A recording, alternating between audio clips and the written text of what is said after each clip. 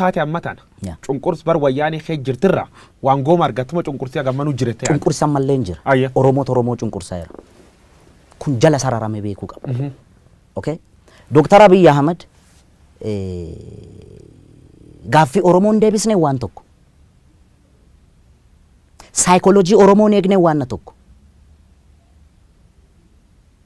miidhama oromoo irratti hundaa'ee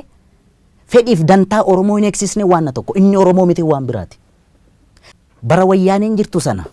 oromoon du'u kun dhageettii qaba ture amma dhageettiin qabu beekta maaliif seete oromaa miti kaa kan nutu walajjeesaa jira oromo immoo maaltu isa dhibere formaati maal furmaanni warri biyya bulchanis dhaabbatanii ilaaluu qabu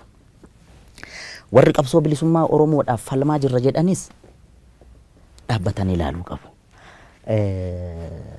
gaafa arbi walitti bu'u kan miidhamu marga jedhamaa miti wanti isaan beekuu qaban awwallaalummaa kiyyaan laale yoon illee badii qabaadhe naa of kalchan awwallaala nama barannillee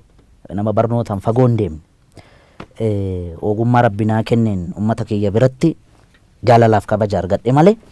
an beekaa ta'ee miti kan isaan gorsu isaan warra na dhalchan warra daandii natti agarsiisan warra wareegaman warra aarsaa meeqa kaffalanii na dura waa meeqa ta'anii beekan garuu aga wallaalummaa kiyyaatti waan naa galte tokko kan kolfaan hin godhina ama wanti jiru maal akka ta'e beektaa guyyo xiiqii walitti qabate namu akka walitti dhiyeenyaatti wal ijaare